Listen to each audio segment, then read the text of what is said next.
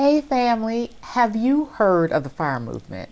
If not, FIRE stands for Financial Independence Retire Early. YouTube has plenty of videos made by adults in their 30s who gained financial independence and retired early. You might have seen some of those videos or heard the podcasts created by these young firelings touting that you too can retire early. However, if you're in your 40s or 50s still trying to pay off student loans, credit card debt, and maybe you still have school-age kids, financial independence and retiring early might not seem doable. When you're in your mid-40s and 50s, retiring early can seem like it's off the table. And if your wealth hasn't been steadily growing since you started working, then gaining financial independence might seem unachievable. You might be a late bloomer, financially speaking, and if you are, you need to know whether financial independence is attainable this late in the game. On today's Danielle Inspires, we are going to answer the question, is financial independence doable for late bloomers? And if so, how to gain financial independence if you are in your 40s and 50s.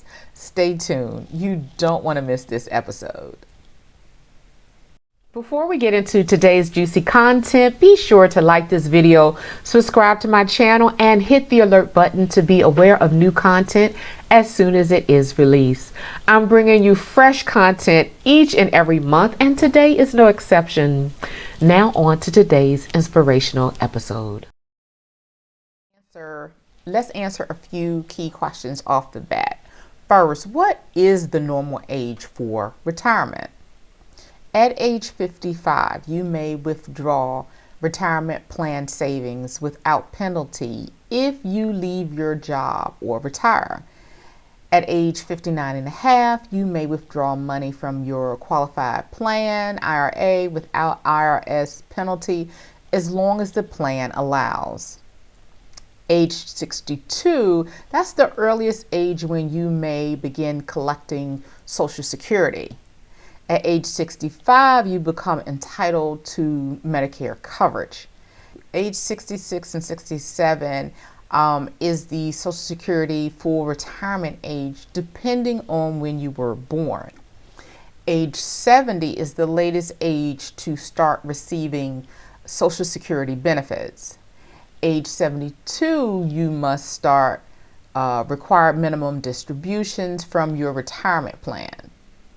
So age 65 has long been considered a typical retirement age, in part because of rules around Social Security benefits. Currently, the Social Security full retirement age is 66 for those born between 1943 and 1959, and 67 for anyone born in 1960 or later. So let's say the normal age for retirement is 67. The next question we need to answer is, what is financial independence? Here are 3 definitions of financial independence. Number 1, financial independence is when you can live the quality of life you desire without having to work any longer. So Wikipedia, for definition number 2, defines financial independence as the status of having enough income or wealth sufficient to pay one's living expenses for the rest of one's life without having to be employed or dependent on others. For number 3, the financial summary proposes that there are 3 levels of financial independence, but all 3 must meet a basic criteria. The basic criteria is 1, there's no need to work for a living. Investment income or non-work income covers all living expenses into perpetuity. Or number 2, your net worth is equal to or greater than the number of years left in your life times living expenses. So for example, $3 million with 30 years left to live is financial independence if your living expenses are no more than $100,000 a year. The basic criteria provided by Financial Samurai, which states no need to work for a living, investment income, or non-work income, covers all living expenses in perpetuity, makes me think of the cash flow quadrant developed by Robert Kiyosaki, who was the author of Rich Dad, Poor Dad series. So Robert's cash flow quadrant looks like this. The quadrants determine where our cash is primarily coming from, and the letters in each quadrant represents E for employee, S for self-employed, B for business owner, and I for investor. The difference between S and B quadrants is that self-employed individuals have to work every day to earn a living. If they aren't doing the work doesn't get done and they don't get paid.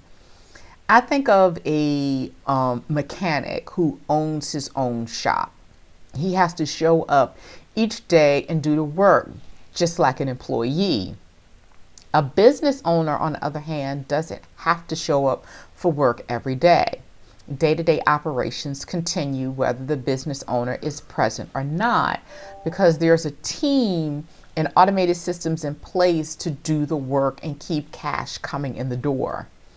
A business owner might own a self-service car wash or self-service laundromat, which is operated by employees. Tip number 1 for gaining financial independence and retiring early is to gradually shift from the E and S quadrants to the B and I quadrants. If you're in your 40s and 50s, working hard to earn a living and your net worth is not sufficient to cover your living expenses for the rest of your life, working harder is not your answer to financial independence.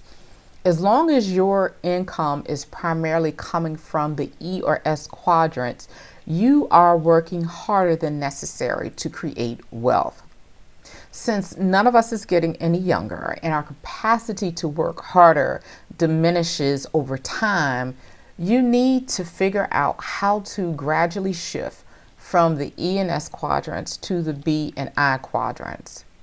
To earn more money in the E and S quadrants often involves working more hours and further diminishes a person's quality of life. Side hustles can sound sexy, and they can be sexy if they don't involve diving deeper into the work of an S and E. Secondary and post-secondary schooling prepares us to think and act like employees instead of like business owners or investors. However, we now live in the free information age, and there's plenty of great videos and literature available to re-engineer your thinking and set you on the path towards financial independence. A few books I've read and found helpful on my financial independence journey are Rich Dad Guide to Investing, What the Rich Invest in That the Poor and the Middle Class Do Not, Rich Dad's Cash Flow Quadrant, Guide to Financial Freedom, Rich Dad, Poor Dad, What the Rich Teach Their Kids About Money That the Poor and Middle Class Do Not, The Richest Man in Babylon by George S. Clason, and Think and Grow Rich by Napoleon Hill. YouTube channels to check out include Our Rich Journey, Mr. Money Mustache, The Ramsey Show, hosted by Dave Ramsey, and Bigger Pockets. No matter how old you are, whether you're in your 20s or 50s, you will need enough passive income and net worth to retire. The sooner you learn about investing and creating passive income, the closer you will be to retiring comfortably. Tip number 2, make financial decisions that improve your quality of life.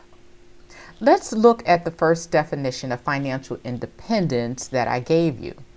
Financial independence is when you can live the quality of life you desire without having to work any longer. Your quality of life involves more than your net worth. To a much greater extent, it includes your physical, mental, and emotional wellness and being able to exercise controllership over your time and finances. You could retire early, even at a normal age, and not live the quality of life you desire, which to me means your focus should be on your quality of life today and into the distant future.